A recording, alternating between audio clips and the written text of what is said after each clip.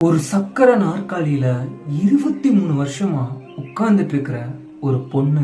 அவளால நடக்க முடியாது, காது கேட்காது, மூளை வளர்ச்சி இல்ல, புற்றுநோய் இருக்குன்னு உலகமே நம்பிட்டு இருக்கு. ஒரு நாள் திடீர்னு அவங்க அம்மா ரத்த வெள்ளத்துல மூழ்கி இறந்து போறாங்க. ஆனா போலீஸ் வந்து தேடி பார்க்கும்போது அந்த உடம்பு சரியில்லாத பொண்ண காணும். எல்லாரும் பதட்டப்படுறாங்க. அத்தனை வருஷமா அந்த பொண்ணுக்கு இருந்த நோய் பொய்யா இல்ல அவங்க அம்மா எப்படி இறந்து போனாங்க? சோ இன்னைக்கு நம்ம பார்க்க போறது தாய் அப்படிங்கிற ஒரு ஒற்றை வார்த்தைக்கு பின்னாடி இருக்கிற ஒரு பயங்கரமான மர்மத்தை பத்தி தான்.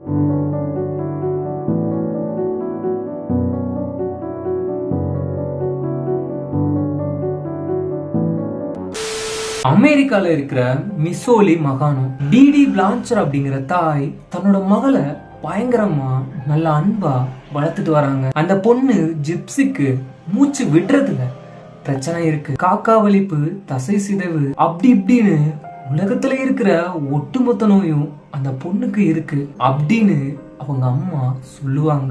இதனால ஜிப்சிக்கு வயிற்றுக்குள்ள குழாய் அனுப்பி தான் சாப்பாடு கொடுப்பாங்க. அதே மாதிரி அவளுக்கு தலைமுடி இருக்காது. இத பார்த்து பரிதாபப்பட்ட ஊர் மக்கள் லட்சக்கணக்குல நிதி உதவி செஞ்சாங்க.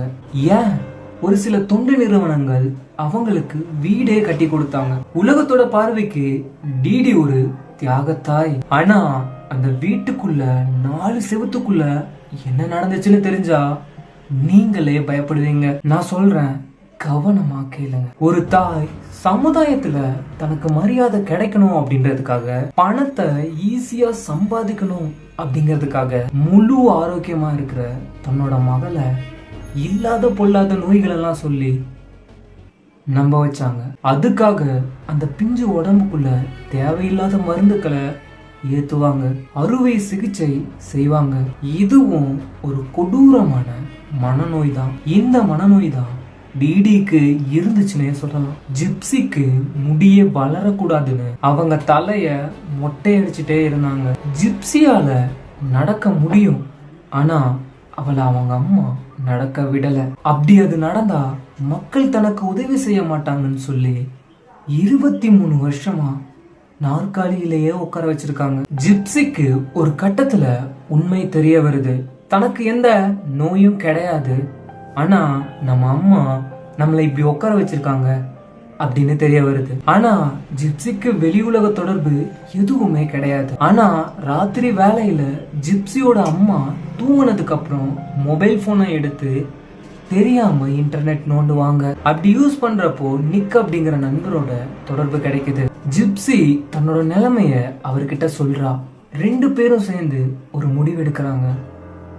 பயங்கரமான முடிவு. அந்த முடிவு தான் 2025 ஜூன்ல நடக்குது. ரகசியமா நிக் அந்த வீட்டுக்குள்ள வர்றான். ஜிப்சி பாத்ரூம்குள்ள போய் ஒளிஞ்சு காதை பொத்திக்கிறா.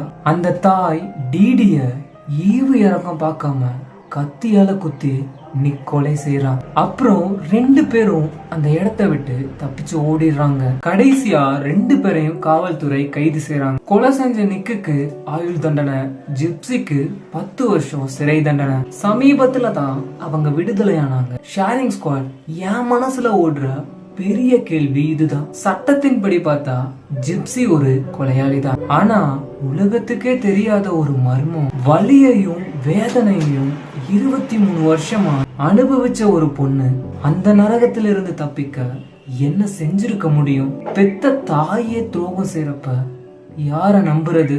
இதுல உண்மையான குற்றவாளி யாரு? ஜிப்சியா இல்ல உயிருள்ள மகளை உயிரில்லாத பிணமா மாத்தின அவங்க அம்மாவா? உங்களுக்கு என்ன தோணுது? மறக்காம கமெண்ட்ல சொல்லுங்க. இதே மாதிரி ஒரு பயங்கரமான வீடியோல சந்திக்கிறேன். சோ அதுவரை உங்களிடமிருந்து விடைபெறுகிறேன். உங்களில் ஒருவன் அருண்.